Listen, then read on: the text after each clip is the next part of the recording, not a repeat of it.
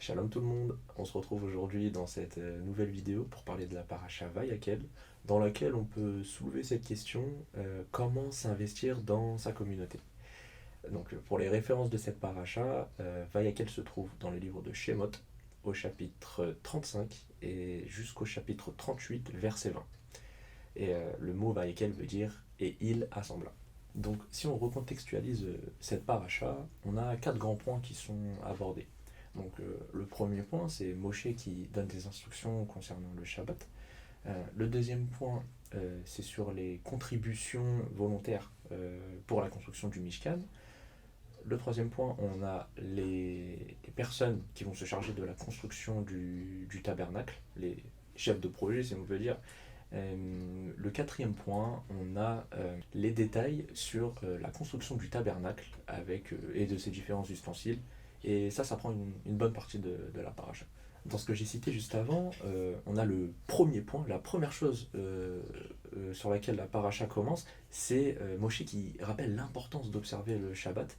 Et sur ça, il y a Rashi qui a fait un commentaire sur ce passage où il dit en fait que ça met en lumière l'importance du Shabbat en le plaçant avant les instructions sur le tabernacle.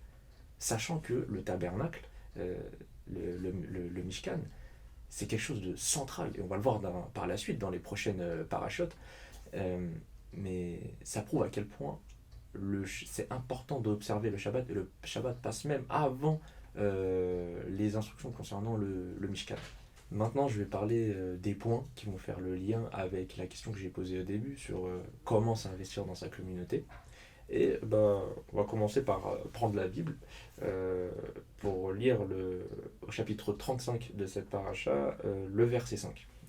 La Bible que j'ai, c'est la Bible les éditions Kolbo, pour ceux que ça intéresse. Voilà. Prélevez sur vos biens une offrande pour l'Éternel, que tout homme de bonne volonté l'apporte ce tribut du Seigneur, de l'or, de l'argent et du cuivre. Dans le passage que je viens de lire, on voit la manière de comment les matériaux ont été récoltés pour la construction du tabernacle.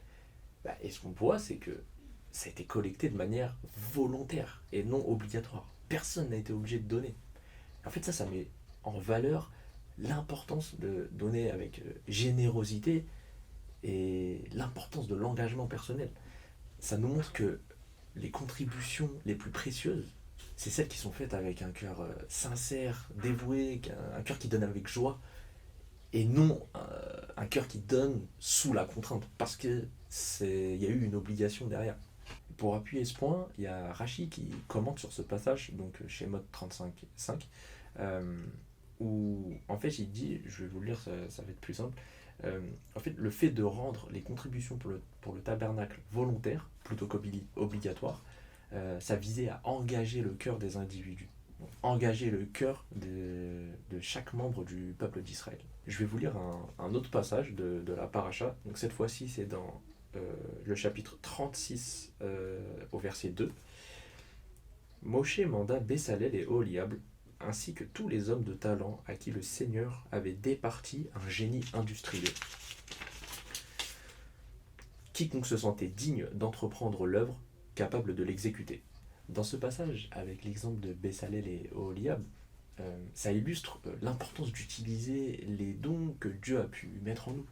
Et en vrai, ça nous encourage à se rendre compte de ce que Dieu a pu nous donner, ou ce qu'on a pu acquérir comme compétences, comme talent, et à, pourquoi pas l'utiliser pour la communauté. Ça peut être bénéfique pour la communauté. Si je récapitule dans les deux passages que j'ai lus, on a le premier passage où on a une demande de dons volontaires, de dons matériels volontaires pour la construction du Mishkan.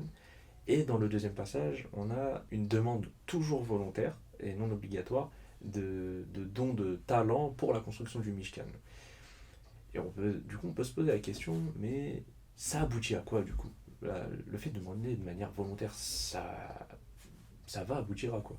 Est-ce qu'il y aura des dons? Est-ce que voilà. Un tout petit peu plus loin, toujours dans le chapitre 36, à partir du verset 4 jusqu'au verset 5, il y a écrit: tous les artistes qui travaillaient aux diverses parties de la tâche sacrée revinrent chacun du travail dont ils s'occupaient et dirent à Moshe: Le peuple fait surabondamment d'offrandes, au-delà de ce qu'exige l'ouvrage que l'Éternel a ordonné de faire. Sur ce passage, on voit que malgré le fait que la contribution qui est demandée de manière volontaire et non obligatoire, mais le peuple en fait a été hyper généreux au point que les personnes qui travaillaient ont dû aller voir Moshe pour lui dire mais là il y a trop de dons là, ça y est, on peut plus accepter quoi. Et même si on va un peu plus loin au verset 6, il y a carrément Moshe qui va dire alors sur l'ordre de Moshe, on fit circuler dans le camp cette proclamation que ni homme ni femme ne prépare plus de matériaux pour la contribution de choses saintes. Et le peuple s'abstint de faire des offrandes. Il y a dû avoir un arrêt, tellement il y a eu de générosité. Et on voit que le peuple, même si ça a été de manière volontaire, a été super généreux. Et donc, cette manière de faire des dons, que ce soit des dons matériels ou des dons de talent, on va voir ce qui va en découler par la suite dans le tabernacle, puisque la gloire de Dieu va remplir ce lieu. Et si la gloire de Dieu remplit ce lieu, c'est parce que déjà le peuple, enfin, Moshe a respecté les instructions divines concernant la construction du tabernacle, mais il y a eu aussi de l'investissement du peuple, que ce soit en termes de dons matériels, mais en termes de dons de talent, qui va en découler. Et j'ai même envie d'aller lire juste un verset de la prochaine paracha, tu m'excuseras William, mais qui prouve que une fois que le tabernacle a été fini, que tout a été dressé, la preuve que, je vais juste faire le passage, alors c'est dans Exode chapitre 40, verset 34, une fois que tout a été dressé, tout a été fini, alors la nuée enveloppa la tente d'assignation et la majesté du Seigneur remplit le tabernacle. Donc, si je remets en ordre un peu ce que j'ai pu dire, on a ce projet énorme qui a pu voir le jour en partie grâce à l'investissement du peuple, que ce soit en don de matériel, en don de temps, en don de talent. Le peuple il a donné pour que ce lieu puisse être construit, que Hachem puisse vivre au sein d'eux et que cette relation puisse être encore plus forte avec lui. Et une relation forte avec lui, ça permet de rester dans ses voies, marcher dans ses voies, cheminer droit dans le chemin qu'il a prévu pour chacun d'entre nous. Aujourd'hui, on n'a pas de Mishkan, on n'a pas de tabernacle, mais on a une communauté. TMP El Bethel, c'est une communauté. La Keila, c'est une communauté. Et on a tous la possibilité de nous investir d'une quelconque manière. Dieu a mis en chacun d'entre nous un talent, une compétence, un don qui peut nous permettre de nous investir dans notre communauté. Et le fait de s'investir dans la communauté, ça la fait grandir, ça la rend plus soudée. Et ça nous permet tous d'aller vers un but commun qui est de servir Dieu d'un cœur sincère et lui être agréable à ses yeux. Le peuple d'Israël nous montre l'exemple.